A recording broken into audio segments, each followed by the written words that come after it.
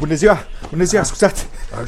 Scuzați-mă, părinte. Da, zi. Bună ziua! Doamna, Sunt de la ziarul Semnul. așa. Avem câteva întrebări pentru dumneavoastră, dacă aveți puțin timp acum. M-ați prins, recunosc, m-ați prins acum puțin pe drum aici, pe uliță. Eram în drum să culeg niște plante de mușdei, da? Am înțeles. Ziceți, adică cât durează? Nu, durează doar 5 minute, părinte. Avem vreo 5 întrebări pe lista aceasta. E de dragul cititorilor. Dracul? Bă, băiete, ai zis Nu. dracu? Nu. Îl invoci pe satana așa din prima de omă? Dar părinte. ce vorbim aici, Doamne, iartă-mă? Nu, părinte, am zis de dragul cititorilor noștri, de drag. Bă, băiete, bă.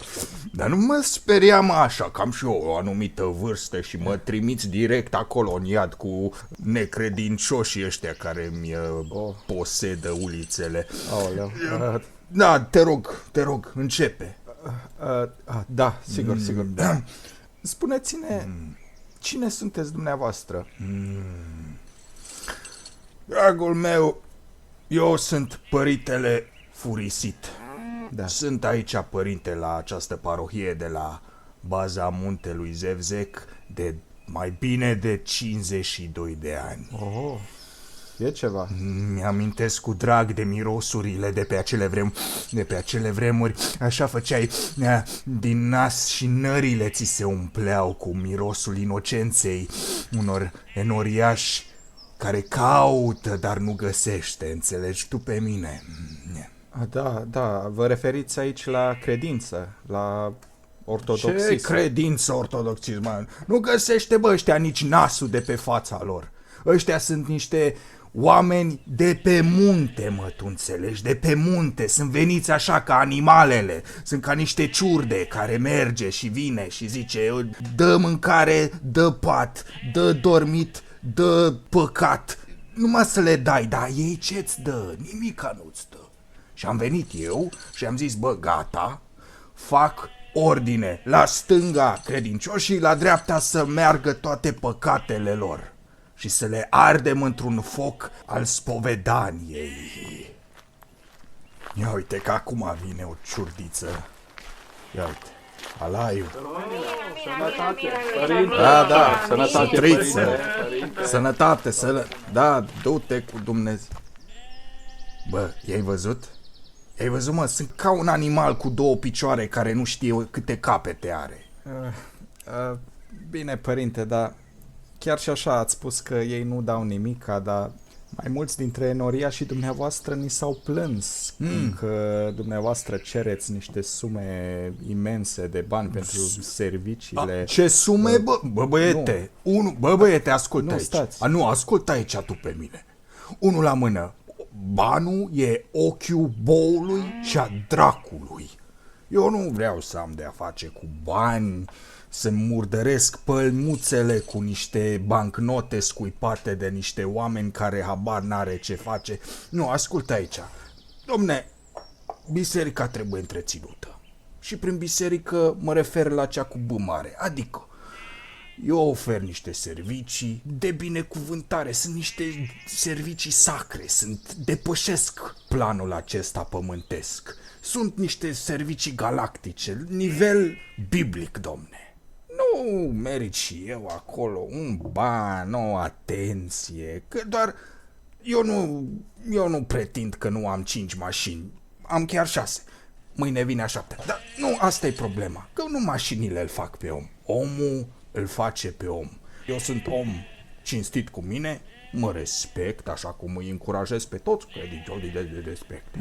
Păi da, dar tocmai de aceea oamenii se respectă și își respectă colocatarii și simt nevoia să raporteze asemenea nedreptăți. Nedreptăți? Ce nedreptăți, domne? Spune-mi, e nedrept că eu le arăt drumul, le arăt o cale prin mocirla asta pe care o numim noi societate. Păi dacă vine la mine Leana, aoleu, când mă gândesc la... Când vine la mine zilnic, domne, și mi-aduce, o prăjiturică, un plic, și zice: Doamne, uite, bă, și pe mine, ce să te ajut tu? Tu nu vezi că n-ai un creier între umeri? Ce crezi tu că poți să fii ajutată în vreun fel?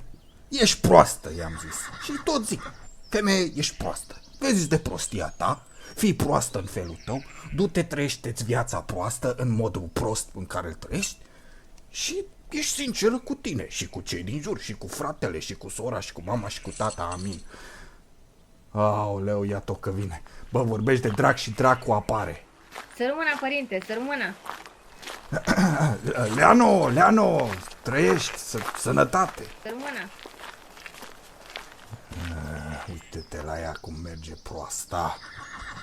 Capul ca o retiche.